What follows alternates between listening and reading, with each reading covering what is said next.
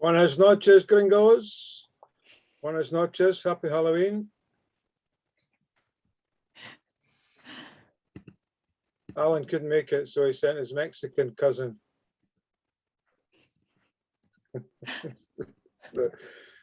Oh, what a terrible reaction. It's really warm under this. Hello, Zoe. How are you?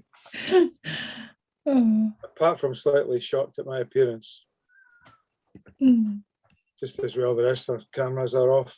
Don't worry, I shan't be like this for the rest of the evening. I'm going to trick-or-treating, vampire hunting, etc. I will hand you over to our psychology guru, Zoe. Zoe and I ran sessions this morning for the Junior Academy. I was without the mask at that point. I didn't want to scare the kids. But we had a great session, and Zoe's session builds on that for you guys this evening. So while I unmask myself, I will hand you over to Zoe. Have a good evening, and we'll be in breakout group shortly as well. So I'll set that up with or without the mask. Zoe, follow that. Super, thank you, Alan. I'll just get the slideshow up. Yeah, good evening, happy Halloween, guys. Just as Alan said there, I did a session this morning with the younger guys, but it was a little bit similar, but a bit less. So you guys are getting a bit more this evening than they got this morning. And it's going to be about mastering your mindset and visualization. So again, as always, just to remind you that this is us just over the halfway point now. So there's still kind of 3 more sessions to come after this one. And again, they are all going to build upon what we talk about today. A quick overview, we're going to have a little introduction to imagery. Then we're going to do some imagery. So I've got an example imagery script that I'm going to go through with you guys. We'll then touch a little bit about, again, on progressive muscle relaxation, which I think you spoke about with Jack last week. And then to finish off, we're going to talk a little bit about pre-performance routines, what they are, how they can be helpful, and also how we can incorporate imagery and progressive muscle relaxation into our pre-performance routine. Goals for the session to help you develop an understanding of what imagery or visualization is and how it can help your performance. So there are some minor differences between imagery and visualization, but for the purposes of today, I'm just going to use the 2 terms interchangeably. So if I say imagery, it's the same as visualization. We're then going to experience imagery. Hopefully we're going to experience some progressive muscle relaxation. And then we're going to hopefully give you a bit of time to understand the purpose and potential benefits of having a pre-performance routine. First of all, does anyone have any ideas as to what imagery is? Again, if you want to either pop it in the chat or unmute yourself and chat away to make that would be wonderful.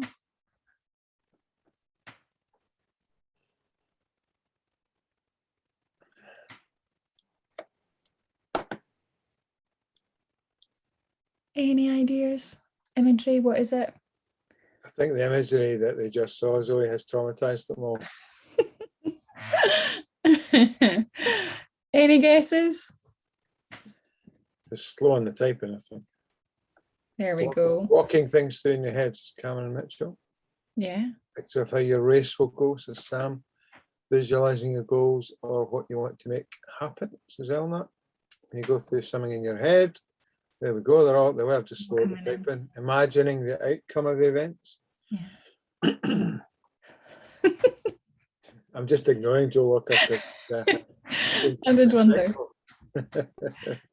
Yeah, so you guys there, you've touched on some of the key points and seen something in your mind's eye. Yeah, some of the kind of key important things. I wonder, has anybody ever, when they've been thinking about what they're going to have for dinner, and you're thinking about it so much, you almost feel like you can smell it and you can almost taste it. Maybe thinking about that pizza or roast dinner, even I always think sour sweets. You look at sour sweets for too long, you can almost taste your tongue tingling. That's one example of imagery we might not have thought of. Or if you've ever had to have a kind of maybe a difficult or challenging conversation with somebody, and maybe in our head we kind of play out what we might say, what they might say back, and we go through that kind of process, that internal dialogue of what might happen. That's also an example of imagery. But in terms of just having a nice official definition for us there, so imagery is an experience that mimics real experience. So it's not the real experience, but we want it to mimic the real experience. And we want to do it involving a combination of different senses. So as much as it talks about imagery and we think about that being what we see, we also want to incorporate our other senses. So what we might hear, what we might smell, what we might taste, what it might feel like, and what kind of emotions we might have as well. And again, it's in the absence of actual perception. So we want to try and encourage all those kind of feelings. Again, as I said, what we might hear, what we might smell, what we might be thinking in the absence of actual imagery. When I have found with what I've found with athletes in the past is typically if we don't think and engage in imagery, what we might imagine is usually the worst case scenario. So sometimes we might play in our head all the things that we want to go wrong. That can be helpful further down the line, but what we really want to focus on today is imagining all the things that we want to happen and focusing on the things that we want to go right. So if we can engage in that imagery practice, that's going to be a good benefit to us. Why might you use imagery? This is probably the biggest question. Why would we bother? Well, the first factor that we've kind of found in the research is that it helps us to increase our confidence. So if we feel like we've been somewhere 10 times already, we've played out the scenario 10 times in our head, we're rehearsed for it, we're ready for it, it's less scary. In the same way that your first day at school was maybe quite scary, but when you went back again and again, by the second week, you probably weren't as scared anymore. If we can go through it in our head and imagine what it will be like, and we can do that 10 times, that when we turn up on the day and everything's as we've imagined it, easy peasy, we've been there before. The second reason we might use it is to increase our motivation. So again, if you're a bit nervous about something or you're not very motivated about something, we can think about all the exciting things about it. We can imagine them. We can imagine how wonderful it's going to be. And that's going to help us stay motivated.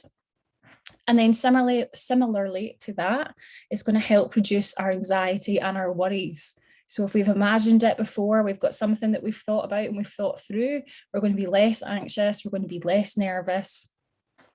And then I've got the rehearsal of skills. So imagery can be really useful if you're learning a new skill. So say you're learning to do tumble turns or flip turns, or you're diving off new blocks, we can use imagery to imagine what that new skill is going to look like when we finished it. I just caught somebody there having a lovely big yawn and we must be tired.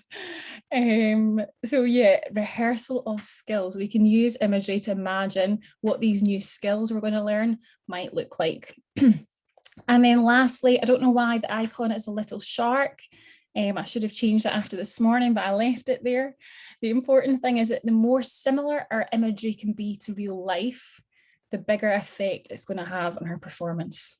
So if our imagery is really similar to real life, it's going to really increase our confidence, reduce our anxiety, and increase our motivation. So we want it to try and be as real as possible. So why use it? It can increase our confidence, can make us more motivated, reduce our nerves, help us learn new skills, and we want it to be as similar to real life as possible. How does it work? Now, this is kind of a tricky question, and I don't want to go into too much of the science here because that can be a wee bit confusing. So I'll keep it super simple. But there are a couple of different theories about why imagery works. And one of these theories talks about the kind of neurons in our brain. So even when we're not physically doing an activity, when we imagine it, we're lighting up the same pathways of neurons in our brain that would light up as if we were doing it. So just by thinking about diving off a block, your brain's going through all the same processes, the same pathways are lighting up as if you were diving off the block. So our brain can't tell the difference between what we've physically done and what we're imagining. So it's a bit like we're kind of tricking our brain into thinking we've done something. And for this reason, imagery is really popular with injured athletes. So if they can't physically train something and use their muscles, they can still imagine it and go through that process of what it might be like. And then secondly, one of the other kind of theories is just this idea of it builds our confidence. So if we feel like we've been in a situation before, we've been there before, we've been through it all, it makes us feel much more confident. And as I said before, less nervous in this situation. So we're tricking our brain into thinking that we're doing the activity, the neurons that fire together are wiring together, and it lets us think that we've done it. So it's got the same effect. There we go. So Phelps is speaking there about his visualization. And again, nicely at the beginning, they spoke about progressive muscle relaxation and how that kind of ties into the mind-body connection and how he used that to relax before bed. And then also speaking about his visualization process of races.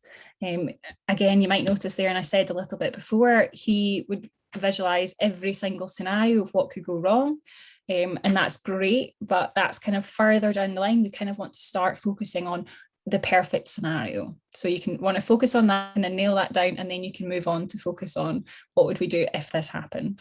It is obviously good to have a plan for these things. You know, if your suit ripped or if you couldn't find your goggles, what would you do? Have spares and have those plans. And then once we've nailed that kind of perfect race plan visualization, you can spend some time working on the what if race plan visualizations. So, oh, here we go again. Would people be interested in giving it a try? Maybe, yeah. What we'll do is we'll leave it optional. You can join in if you want to. If you don't want to, you don't have to. Poor Jamie's already listened to me go through this morning. He's going to have to listen to me do it again. What I'll also I'm still relaxed. It's okay.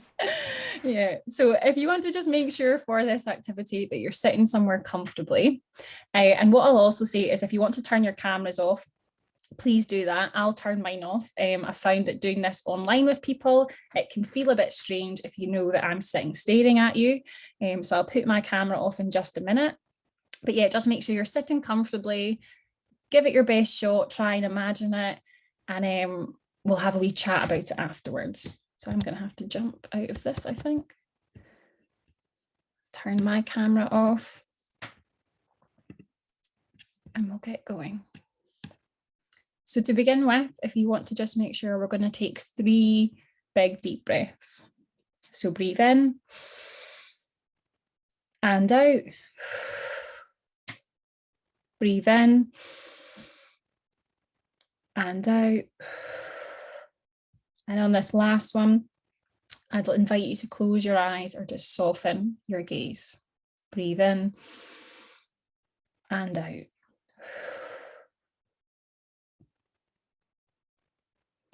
You're sitting in the call room and you are ready.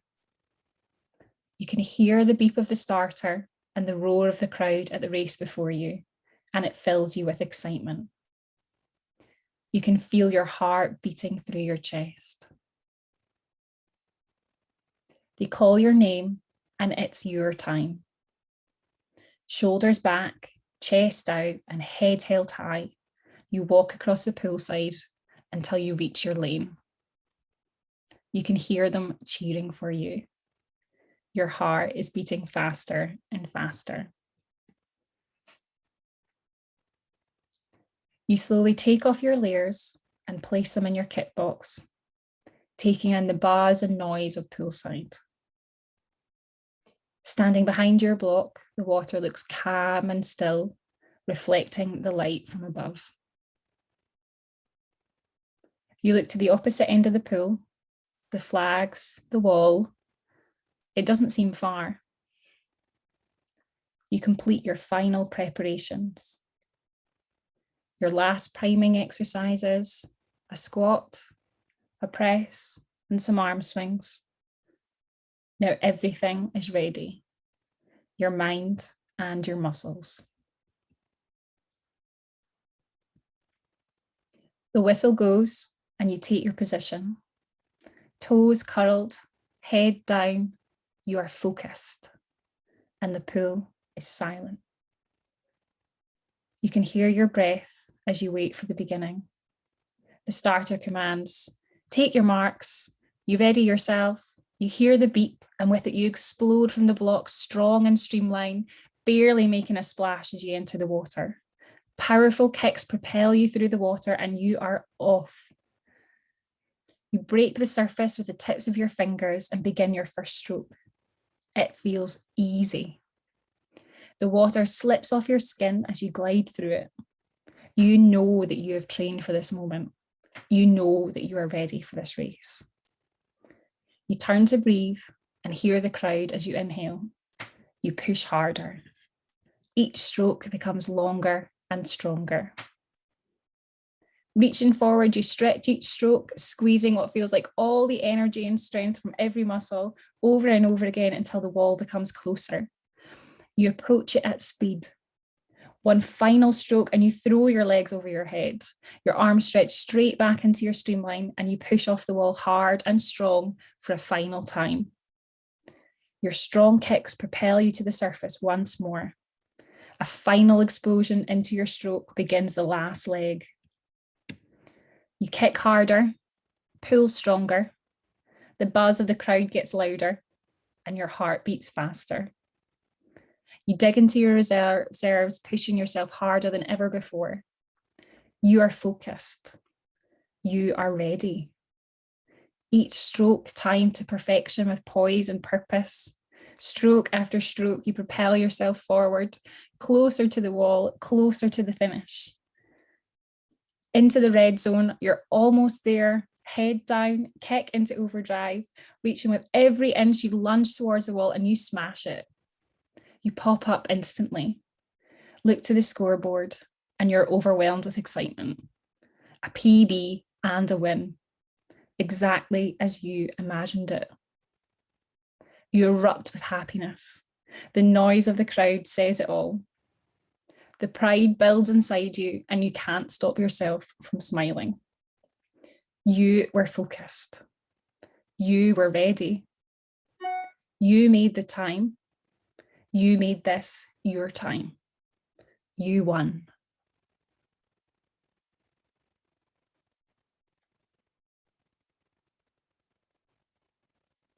And then if you want to just take a moment and take a couple of deep breaths, and then bring yourself back to the room when you're ready.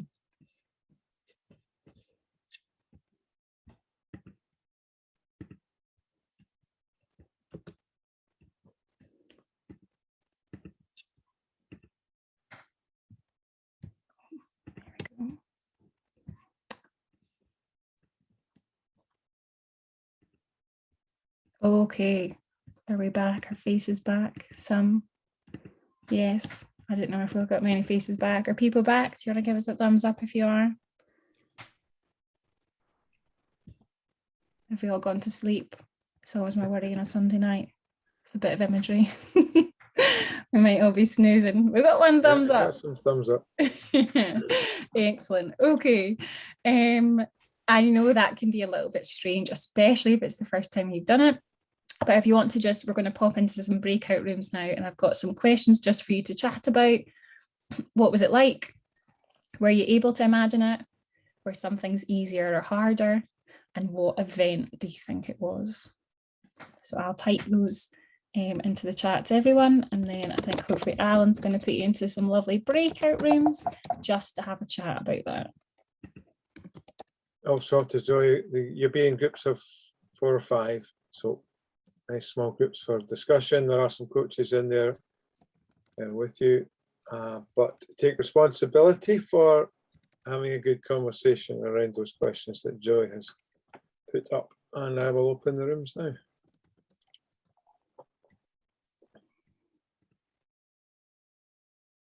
How long do you want? I was going to ask. Send a message.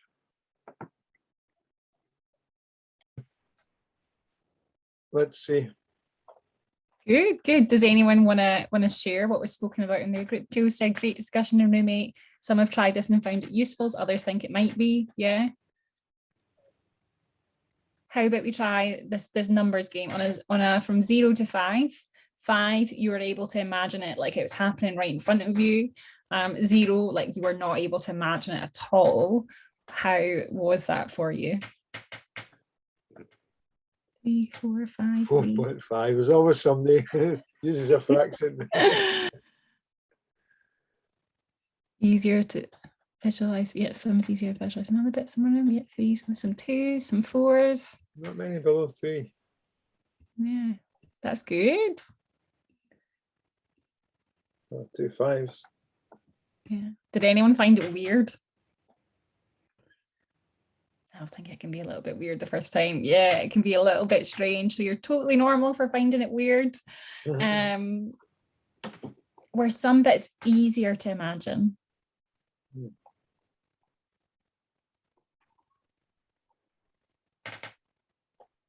Yeah. What was easier? The starts and turns, yeah. Start on the blocks, yep. Starts and turns. And I wonder if that's because your starts and turns are always the same.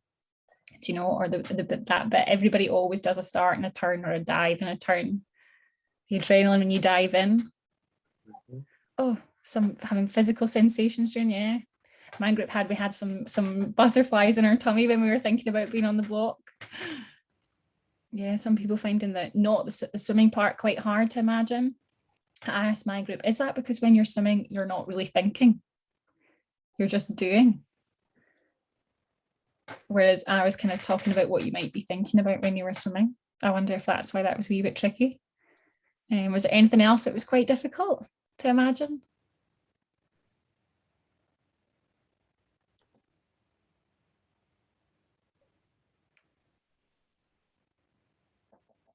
The emotional side, yeah. The feelings, that might be quite hard if that's not what you're used to feeling. Difficult to stay in the same venue. So were you switching between different pools, Jane? Yeah, a couple of them said that, like, so during the call room, they were like at Aberdeen, and then they almost like went through one of the doors and ended up at the call meet by the small pool. And one of the other swimmers like started the race at one pool and then finished it at, like, when they popped their head up, they were at Tall Cross. I love that. Teleportation. And that's a really important part of it, that kind of where you are. And again, we can use that to our advantage. We can be prepared. If you know you're swimming in Aberdeen at the weekend, a couple of weeks before, you can spend your time visualizing what it's like swimming in that pool. One of the things I've done a lot with football teams is we imagine, you know, the other team that they're playing on a Saturday, what colour are their strips, what stadium are you going to be playing against, who are you going to be pitched up against, and some of them are actually really good at this, and they'll imagine going in for the first tackle against their opposition. So we can kind of bring that in. What pool are you going to be at? What events are you swimming? Really make it as specific as possible. That can be really helpful. Yeah, I wonder, did anybody, we spoke in my group, did we imagine it through our own eyes, or like we're watching it in the stand?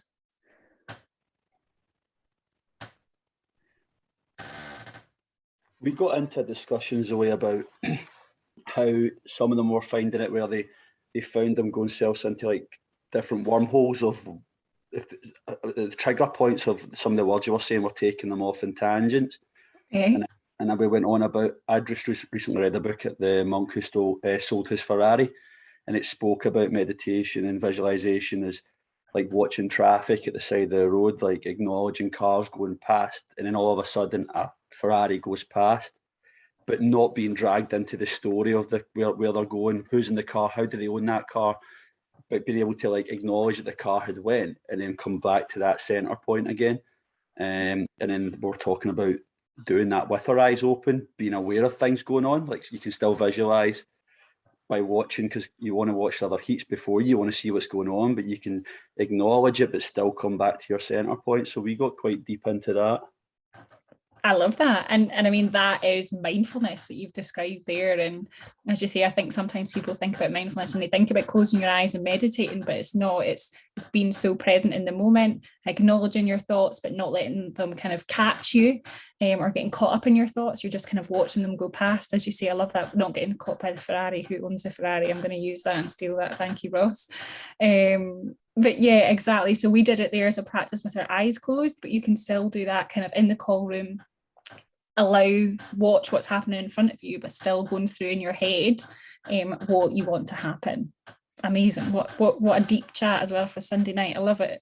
There's a big mix here about whether it's through our own eyes or somebody else's. Amazing. So we talk about that as being internal or external. So if you're watching it through your own eyes, that's internal visual imagery. But if you're watching it almost from a bird's eye view, or like you're watching something on the telly or from the stand, that's external. And either of them are fine. What we find is people typically have a preference. or you maybe just do something more naturally, but it's just about trying it out and figuring out what works for you. And again, you might switch between the two. So I said to my group, typically if we're watching people on the block, we might visualize that externally, but when we're in the pool, we're probably looking, at that black line, and we're probably imagining it through our own eyes. So yeah, internal or external. What event do we think it was?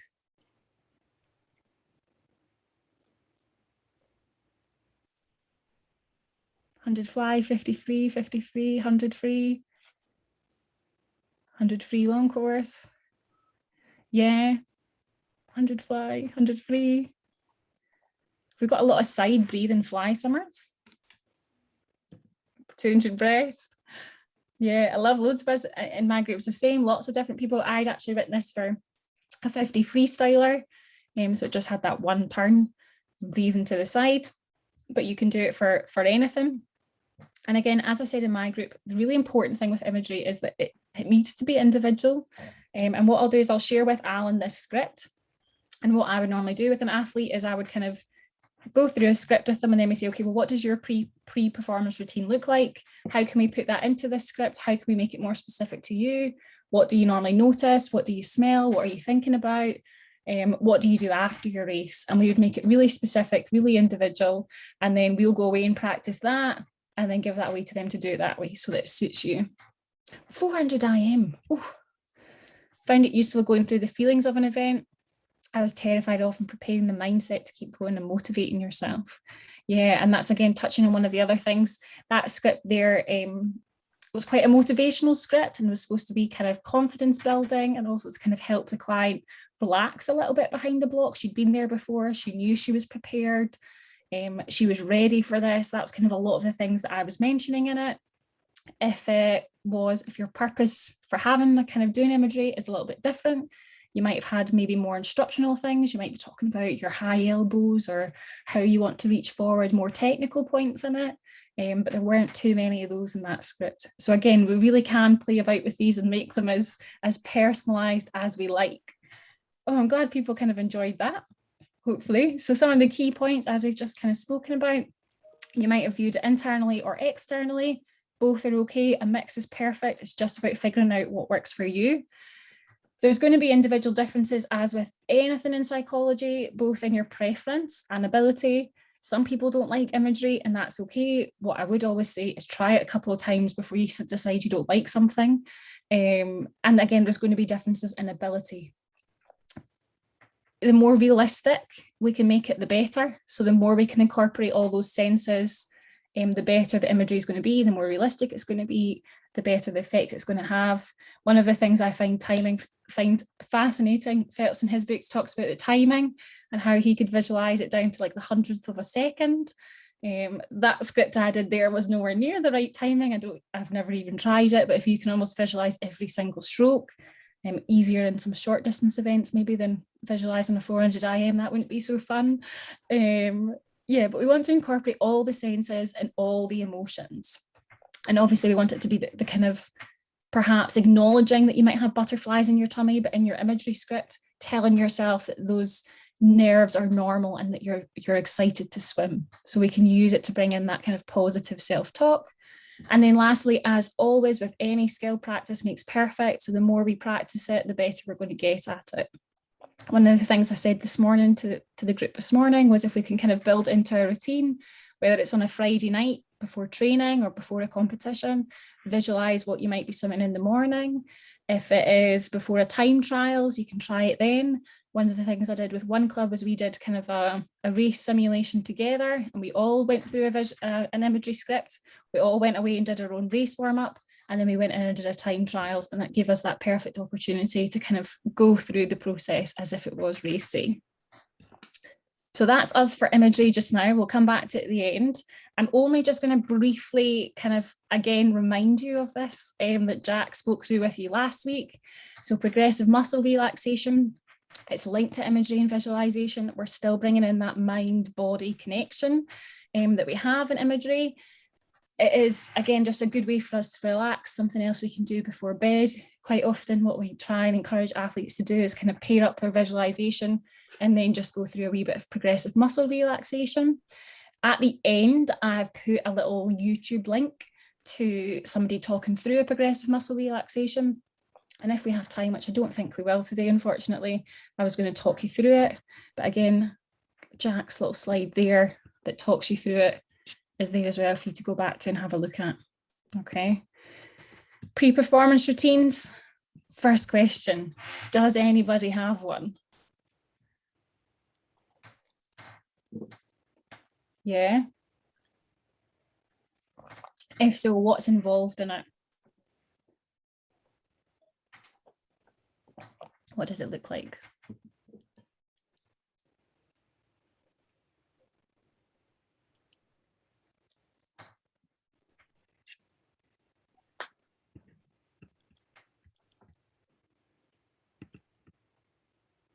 Are we all typing away frantically? I think so. I think so. Usually the silence means that's what's happening as opposed to non-engagement. Zoe, try and not think about it. Clear your mind. Caitlin? That could be a tricky thing to not think about something. Yeah. Stretching, closer I get to the box, more focused I get. I'm a bit of a Star Wars nerd. I'm reminded of Yoda's comment on do or do not. There is no try. Oh, full body stretching. Tell yourself you can do it, visualize parts of it. Yeah. I wonder if, not that we're picking on you, Caitlin, I'm sorry. If we just try a little quick activity about a pink elephant. Okay. No matter what you do not think about a pink elephant. Do not think about what it would look like.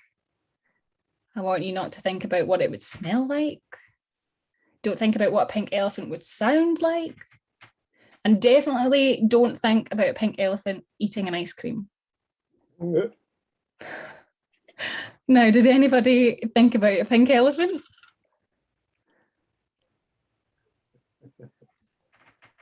Yeah. So what happens is when we try and tell our brain not to think about something, our brain doesn't understand what no means. It thinks about it anyway.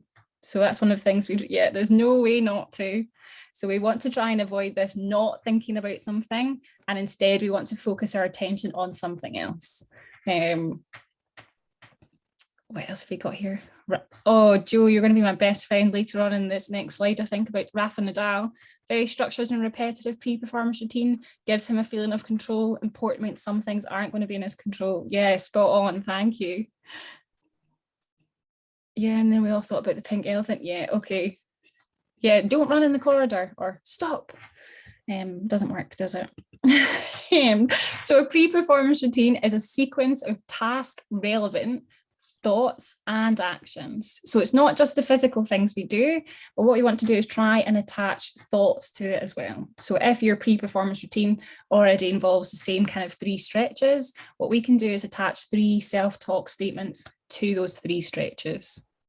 Again, these can be motivational, instructional, I've got this, or I'm going to do this, anything like that. And we want an athlete to engage into them prior to their performance. So again, thoughts and actions. And the kind of key point is it's not superstitions. It's not just about having lucky goggles, or I need to touch my left foot and then my right foot. There's a famous footballer, who's that puts his left boot on before his right boot, and if he doesn't, it's the end of the world. I think it's Rio Ferdinand, actually. So it's not about superstitions, but it's about having thoughts and actions that help us get ready for a performance. Joe's kindly already described my first picture for me. So, well, I suppose, does anybody know what it is he specifically does? Joe, you might know, as part of his pre-performance routine.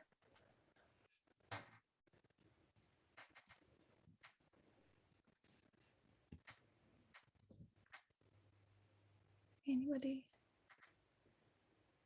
Adjust his hair and his shorts. No, don't say sorry, thank you.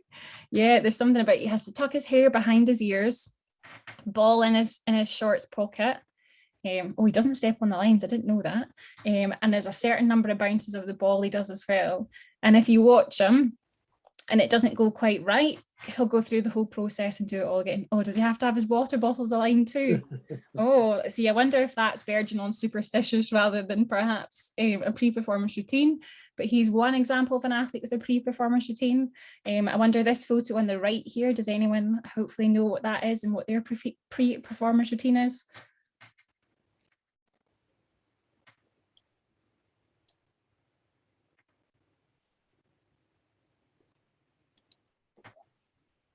The haka, yes. And who does the haka? The New Zealand All Blacks. Yeah, they do the haka, the Maori war dance. Why do we think, what are the purposes, or what is the purpose of the haka? What benefits does it bring the rugby team?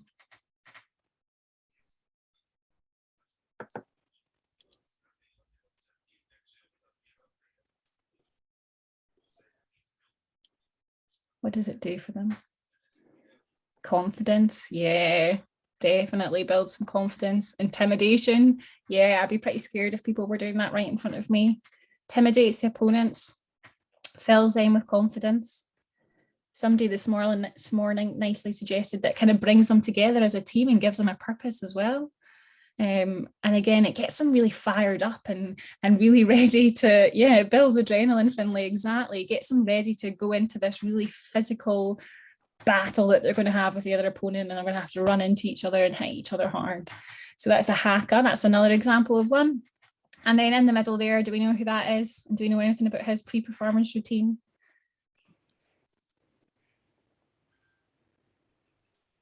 Yeah, there's been some great examples of people facing off the haka.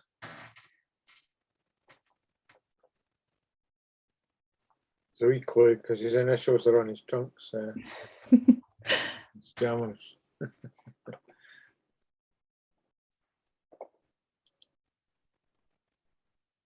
Yeah, the Phelps Arm Swings. They're pretty famous, aren't they? His big, long, gigantic arm span. Yeah, well, leaning on the box. We see, we know it. Yeah, so the Phelps Arm Swings, purpose of that, it's part of his routine, gives him control. It's also, again, I can't remember if we spoke about last week, making yourself big. There was that maybe a couple of weeks ago, making yourself nice and big to make yourself feel confident. He's stretching his arms out, making himself as big as he can, getting his arms primed as well, so that it's warming up his muscles physically, and it's also getting him ready mentally. So that's just 3 quick examples of athletes with pre-performance routines. Again, why might they be useful? They give us something to focus on and concentrate on, and they distract us from those negative things. So we're not thinking about our nerves necessarily. We can focus on this process that we're going to follow that's going to get us ready to swim. We can also incorporate things, the stretches that help us physiologically or get our muscles primed and ready to race. So it's triggering those well-learned movements. So we go through the same process every time before we get ready for a race. And that helps us recall the same psychological and physiological states that we've been in before. So it might make us feel confident. It might make us feel more relaxed because we're doing something we've done 1,000 times already. It also helps us achieve consistency. So we're always then hopefully going to be in the same kind of mindset, the same state physiologically, ready to race. And again, it prevents that disruption that we might get of that kind of fear of pressure from our performance. So it gives us something to concentrate on, to focus on, to get us physically ready to race, and not focusing on those nerves. Forget about that pink elephant. So in terms of race prep then, our pre-performance routines are often linked to our arousal levels. So some of us will want to get ourselves really pumped up for a race. I'm doing this almost like a gorilla, getting us really hyped up, get the adrenaline running. And some of us need to try and practice relaxing and reducing those nerves. And so that's going to affect what our pre-performance routine looks like. They're also really a confidence building. So like Joe mentioned, Nadal does it to give him a sense of control in an environment that might be different. You know what you can control. I can control my warm-up. I can control my race. And we can use imagery again, or progressive muscle relaxation, whether it's the night before, the day of, to help us build with that confidence. But really what we want to do is prime our body and our mind to shift into that. We talk about either game mode or race mode, get ready to swim fast. But the really important question there you need to kind of remember and ask yourself, okay, why am I using this pre-performance routine? What is important for me to put in it? So it with those stretches, what are you going to match it up with? Is it going to be long, deep breaths to relax you? Or are you somebody that needs a kind of short, sharp breath to get you pumped up? It's about figuring that out for yourself. So the key points for the session, I won't keep you too much longer on Halloween.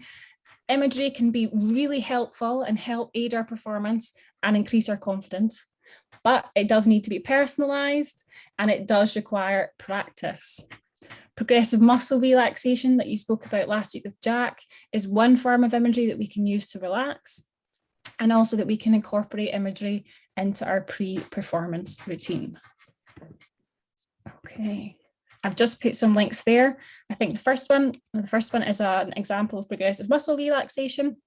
So you can just click that YouTube video, watch it, go through the process in your head. Then I've got two examples that you might fancy having a look at of pre-performance routines. One is definitely Rio Ferdinand, which is an example of an over the top and crazy pre-performance routine. The video is like 20 minutes long because he does so many things. He's got to jump over the line a certain way. He's got to throw a bottle of water over his head. He's got to tie his shoes a certain way. He's got to do a certain amount of passes of the ball before he gets onto the pitch. And that is superstition. We want to avoid that. And I actually can't remember right now what the second one is. I'll need to have a look back, or somebody else can have a look at it and let me know. So there's some links there to some examples. And then lastly, just a quick reminder of the last 3 sessions coming up. So peak performance building up to a major meet with Jack is going to be in 2 weeks' time. 2 weeks' time. Is that right? Yeah. Yeah. And that's us for today. Thank you very much. Does anyone have any questions? It's brilliant, Zoe. Thank you. Just while people are thinking of some questions, just a reminder that next Sunday is an additional session. It's on anti-doping. As a governing body, we've got a massive responsibility to make sure that everybody knows and understands about anti-doping, but we're also coupling it up with a session on nutrition, which is called Food First. So it's about what you put into your body to help your performance in a legal and healthy way. So we're being joined by our national team doctor, Carrie McRae, and also her lead nutritionist at the Institute of Sport, Nikos. So 2 fantastic experts next Sunday. If you haven't already signed up for that, please do. We'll be reminding you on social media about that as well. But yeah, really exciting Sunday evening. We've got a national junior team weekend next weekend in Aberdeen as well. So it's all go on the face-to-face and the online front. So fantastic. Just checking, there's some things in the chat, Zoe. I think they're mainly thanking you. Yeah, I've not seen any questions yet. Yeah. Nothing too difficult for you tonight on Halloween, so well done. You're free to go guising. If anybody doesn't know what guising is, then that's what Google is for. Never mind all that Americanized trick-or-treating nonsense. Guising is the way to go. But have fun and be safe, please, if you're out and about after the session tonight. Great to see so many of you, as always. Thank you once again to Zoe, and we'll thank you, Ella. You crawler. Yeah, I've been waiting for about 10 years to wear that mask. So there you go. You've given me the opportunity tonight. Thank you, everybody. Good night. Thank you.